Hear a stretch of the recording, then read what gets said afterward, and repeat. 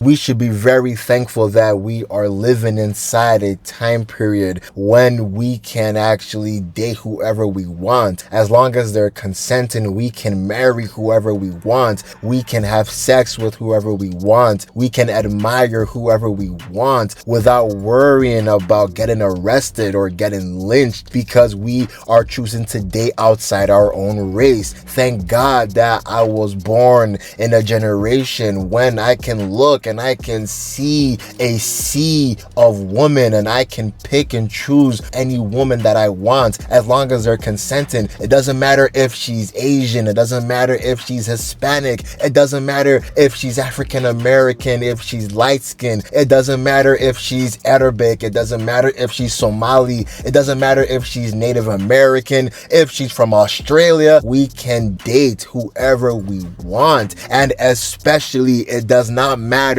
if we want to date a white woman. It doesn't matter if we want to fall into the snow bunny mind control. We should be praising the Lord and singing hallelujah to God because we are so lucky that we can wake up, we can text whoever we want without being arrested because we are texting outside of our race. We can hang out with whoever we want because we don't have to worry or fear that we are going to get followed. The next thing you know, we're going to get arrested and separated because we dated outside our race. That is a privilege that we should be thankful for. I'm going to reiterate that stance because the same thing cannot be said for people who lived prior to the civil rights movement that happened in the United States. Because man, bro, I really feel bad for everybody who actually wanted to have some interracial relationships, friendships, business friendships, cordial friendships, apprenticeships,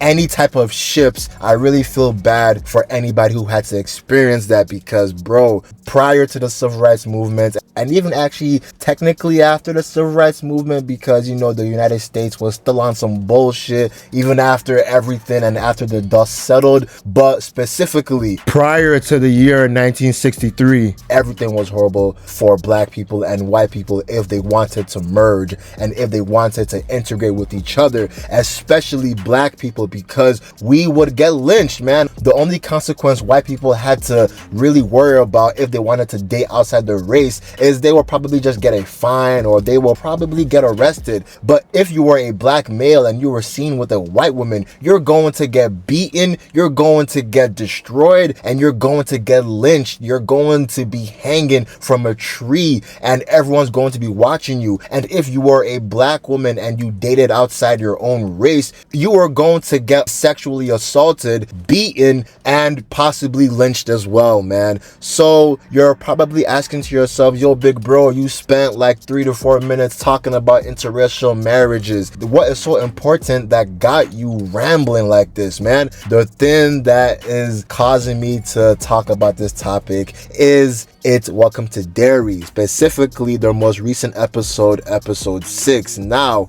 I brought this up because the entire story that this show is trying to tell us is that you shouldn't play in the snow, especially during the 1960s and before Martin Luther King or Malcolm X fully made an impact that actually changed the future forever. But there is somebody in this show who wanted to play in the snow. There is somebody in the show who fell for the snow bunny mind control, and that person is Hank Grogan, the father of Ronnie Grogan. And Hank, it made sense why Hank was so hesitant about telling where he was actually at when Maddie died and when the other children died, because Hank, at the same time Maddie went missing, Hank was actually playing in the snow. Hank was looking at 2 white double D's. Hank really was not giving a fuck at the time. So the reason why I'm talking about Hank and the reason why I'm talking about him playing in the snow is because if you know the 1960s, if you know the 1950s, 1940s, so on and so forth, if you keep on going back in time, you know that it was a crime to have sex with anyone that was white, especially a white woman, because, you know, white people at the time were very very insecure. They were very, very hateful, very, very spiteful. They were racist. They hated us. They wanted to enslave us again, even though slavery was already abolished at this time. They wanted to put us in shackles at this time, even though we already escaped being in shackles. White people still wanted to micromanage our lives. And the one law that they passed that actually destroyed a lot of us was the ban on interracial marriage. Hank did not care, bro. Hank literally sneaked out to have sex with this woman called Ingrid Kirsch, and they actually fell in love with each other. They secretly were starting a relationship with each other, and this caused all of the fiasco that we're seeing. This caused Hank to get arrested. This caused Hank to be blamed for the murders of innocent children. Now everyone in Derry is looking at Hank as if he's John Wayne Gacy or as if he is another serial killer. Hank is innocent. He didn't do anything. The only thing he is guilty for is falling for the snowbunny mind control. Hey, I can't blame Hank. I ain't gonna lie to you. I love my black sister. Don't get me wrong. I love my black woman. But in the 1960s, if I see some fine shit that looks like Ingrid, I ain't gonna lie, all respect to Ingrid, if I see someone that looks like her, I'll be like Hank. I'll actually fall into the snowbunny trap. I'm gonna be very transparent with every single person that's watching this video. I would have been lynched, man. I ain't gonna lie. But now that I'm still talking about Hank, Hank actually got some help from someone in the show, and the person that helped Hank, her name is Charlotte Hanlon, the wife of Leroy Hanlon. And Charlotte, she was upset with what she was seeing throughout this entire duration. She hated the media for lambasting Hank. She hated the media for establishing Hank as this disgusting, depraved criminal. So she wanted to actually find out what really happened. She wanted to know if Hank was really innocent, and she found out Hank actually was just having sex with a white girl. So Charlotte thought of the best possible idea at the time, and she put Hank inside the military base secretly. And this is a very risky idea because, you know, if they find out, something is going to happen, and it's going to be very, very bad for African American folk. And unfortunately, it seems that this is probably going to be the case. After Hank was relocated to the secret military base by Charlotte, Dick, he arrived at the base not too long after. We have to remember where Dick was at the time. Dick was literally still in the sewers. He was in the sewers for 8 hours. Dick was in his thoughts. He was in his feelings because he realized that Pennywise forcefully mentally penetrated his mind. Dick was so distraught that when he came inside, he didn't want anything to do with this situation, even though he was informed by 2 of the soldiers that were already there. Dick, at first, he protested against this. He told them that, look, don't you guys know that this guy has a lot of money on his head? There are a lot of rewards for this man. We cannot have this man here. And don't you know what they will do to people like us if they find this man here? They're going to lynch us. They're going to destroy us. They're going to treat us like sheep. They're going to put us on a display like how they always do. But the 2 soldiers couldn't do anything about this because we have to remember Charlotte is the wife of Leroy, and Leroy is higher above all of them. So Dick just said, you know what? I don't care about this. I don't want anything to do with this. He even told that to Charlotte's face when she eventually arrived. So Dick, he now went inside his room and he now went to drink. He went to, you know, drown himself with alcohol, and he was depressed. He was mentally screwed. But before I continue, I want to talk about Leroy. And Leroy, unfortunately, he is going through the motions as well, because remember, he witnessed his best friend Captain Polly die in his arms. He watched the life from Polly's eyes fade. And Leroy right now, he is very, very frustrated. He's very angry, and unfortunately, he took out his anger on his own son because they were arguing. Leroy was screaming out,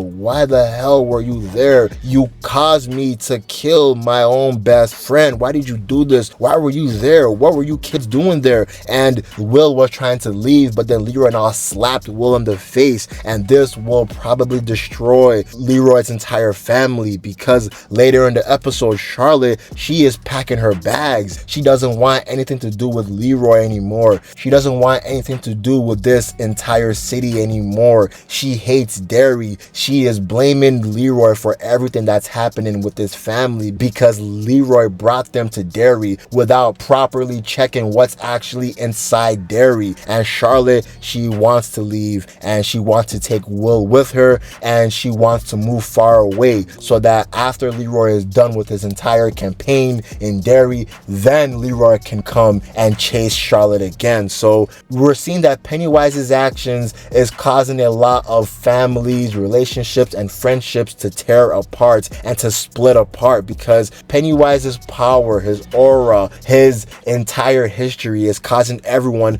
to become insane. He's causing everyone to turn into rabid animals, man. But now that I'm still talking about the snowbunny mind control, I need to talk about Hank Grogan. I'll be more specific. I want to talk about Hank Grogan's love interest, and that love interest is Ingrid. Now, Ingrid, at first, I thought she was this nice woman. I thought Ingrid was a good woman. I thought she was looking out for Lily. I thought she was trying her best to make sure that even though everybody thought that Lily was an insane weirdo, that she was the only one who was really believing Lily. She thought that Lily was normal. She wanted to make sure that Lily could confide in her, so that, you know, Lily could get everything off of her chest, that Lily will not feel alone. But come to find out, Ingrid is actually insane. Ingrid is actually the daughter of Pennywise. Well, to be more specific, I think Pennywise, he either killed Ingrid's dad or he merged with Ingrid's father somehow, but somehow, some way, Ingrid is the daughter of Pennywise. And I think Lily might also be the daughter of Pennywise, because she had an entire emotional outburst. She was tweaking in class. She was looking at her dad's remains again, and she ran away from class. She wanted to go to Ingrid because she knew that she could confide with Ingrid. She knew that she could tell Ingrid what's happening, and that she could at least have someone who can understand what she's going through. But as she was talking with Ingrid, when she went inside her home, she was noticing a couple of weird things. She was noticing a lot of baby pictures. She was noticing a lot of old pictures that was showcasing someone who looked very, very familiar. She was noticing a picture of Pennywise the clown as she was hugging Ingrid. Then she now pulled away from Ingrid. She asked her, "What the hell are you doing? Who the hell are you? Why do you have a picture of Pennywise?" That Ingrid, at first, she was looking endearing. She was looking sympathetic. Next thing you know, her smile started to become creepy, and she was now telling Lily the truth. She was revealing to Lily and everyone else that's watching this show that she has been trying to awake Pennywise since 1930. She has been trying her best to make sure that he gets reawakened, because she believes that Pennywise is her dad. When she was a little girl, her dad was taken away from her, and she is thinking that Pennywise is somehow her dad. But she is insane, bro. Why is she doing this? She even led some children to get slaughtered when she was working at that mental health hospital for kids. She's an evil woman because she is sacrificing children just so that she can be with her dad again. Now look, I know it's very tempting to want to reconnect with your lost father, especially if he died, but this is not the way to go. And when Lily, she realized this, she ran away. She was riding on her bicycle and she was crying, she was screaming. That was sad to witness, because Lily has nobody to talk to. Earlier in the episode, she alienated her friends. Now she literally has nobody to talk to, because Ingrid was the only only person that she could really trust. And Ingrid's weird ass, she is suiting up in the Pennywise suit, even though she got slashed on her palm by Lily. She doesn't care. She is still trying to reawaken Pennywise. And it's crazy to realize also that Ingrid was the one that was following everybody at the cemetery. She was actually inside the pictures that was taken by the kids. They thought that they witnessed Pennywise in the flesh, but no, that was Ingrid. She was stalking them. She's weird. And this ties back into the Snow Bunny mind control topic that I'm talking about, because remember, Ingrid, she was having a sexual relationship with Hank. So bro, Hank did all of this for a crazy woman that is trying to not only kill your kids, but is trying to kill many other children just so that she can feed Pennywise's hunger. Hank, you need to get out of the Snow Bunny mind control. You need to find you a black queen, and you need to actually confess. But unfortunately, man, he can't, because if he does, he's going to get lynched. It is illegal to have any type of interracial relations with anybody that is from the opposite race. And unfortunately, man, it seems that the white people in this universe, in this city to be more specific, they are tired, they are angry. I forgot his name, but one sergeant, I think his name is Clint Bowers. I'm just gonna say Clint for now. Clint, he's a sergeant and he just got fired. But the thing is, he knows where Hank is staying right now, but he can't do anything about it legally. He can't arrest Hank. He can't even get Hank for a speeding ticket, bro. So Clint thinks of an evil plan that involves the KKK. Clint tells a lot of his KKK brothers who actually work in the US Army, let's go to where Hank is located and let's lynch him. He didn't outright say it, but we all know what's going to happen. They're going to find Hank and they're going to lynch Hank. They're going to do what they always do, especially during this time period. They're going to lynch my boy Hank just because Hank was trying to play in the snow, man. Bro, we are so grateful that we can play in the snow whenever we want. We can play in the snow with whoever we want now. We can do whatever we want in this current generation, man. This is a privilege that we should be actually thankful for every single day that we wake up, because who knows, maybe Trump's weird ass might actually bring back how it was prior to the civil rights movement, man. But that's the end of the video, man. This episode was really good. I actually like this series so far. It's a really good series in my honest opinion. Let me know what you guys think about this episode, man. Hank needs to stop playing with the snow bunnies, bro. But I'm out. Peace.